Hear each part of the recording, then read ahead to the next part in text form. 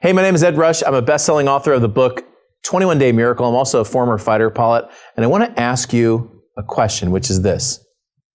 What do you do when you have 10 seconds to live?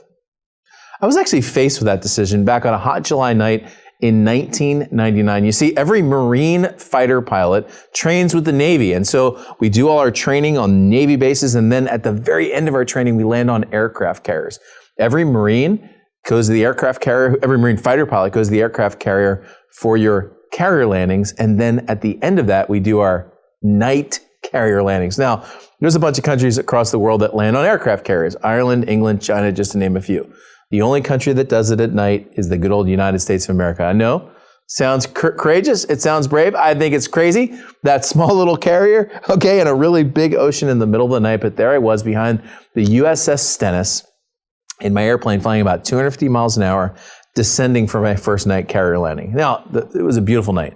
The moon was out, there was a beautiful set of stars, and everything was great except for one thing, starting at about 700 feet above the water, ending at about 1,200 feet above the water was a very thick overcast cloud layer, and that cloud layer would be the source of a pretty significant problem for me that night. It shouldn't have been. I had trained for years to be able to fly through the clouds using my instruments, but that night, as I had to hit the clouds at 1,200 feet, I'm about 250 miles an hour, a condition came upon me which can only be described as vertigo.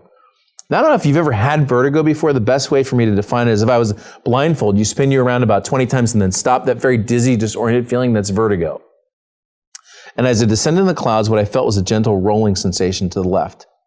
Like a good pilot, I took my stick and went to move it to the right. When I looked up at my heads-up display, my primary instrument that tells me whether I'm climbing, descending, turning right, or turning left, and according to that instrument, I'm flying perfectly straight and level. At this point, the rolling sensation picks up now harder to the left, and as I go to move my stick to the right, I look up at my heads-up display again, and at least it tells me that I'm flying straight and level. Again, harder, this rolling sensation, more to the left. It feels like I'm in a spiral heading right down to the Pacific Ocean. At any minute, I'm going to come out of the clouds, see the ocean, slam into the ocean, and as a 24-year-old, it's going to be over. And I went to move my stick violently to the right to counter that roll when I heard this voice in the cockpit. And that voice says, trust your instruments. Now, it wasn't an out loud voice. It was just the voice of training. And there I am struggling against vertigo, trying to figure out if my airplane's in a spiral or if I'm in a spiral. When I hear this voice and I have a choice, which is simple to trust myself or trust my training, to trust everything I know to be true or to trust my instruments.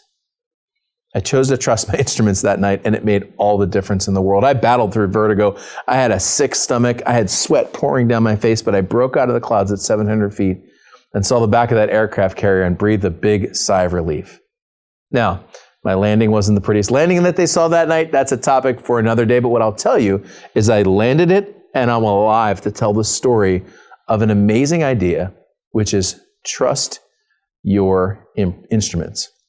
In fact, not even an amazing idea implemented, which is my point. This. I asked you about a dream. I asked you about a vision. I asked you about a passion that you might have to change the world, and I'm going to tell you that your plan or your dream isn't worth the paper it's printed on without implementation, without a plan, without a way to get there. And my goal for you is really simple. I want you to get there.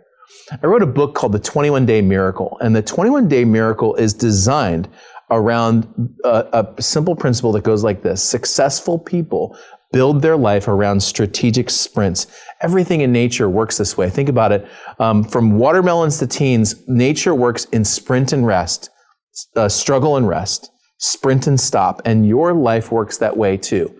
You weren't made for a lifetime gym membership. You weren't made for consistency and slow and steady wins the race. You were made to flat out get it done and to get it done fast. And the 21 Day Miracle was created to help you do that. Now, as a bonus, when you invest in the book, which is actually not that expensive at all, I'm going to give you access to a free product where I break down the 21 Day Miracle and I give you step-by-step action plans for the 9 most common 21 Day Miracles. Okay, and you can get all of that at this very simple website URL, which is edrush.com. That's my website. edrush.com/book. It's edrush.com/book, or follow the link below to get all of the free gifts that are totally a greater value than what you're going to invest in the book. And I'll be there too. I'd love to hear your story, and I'll see you on the other side.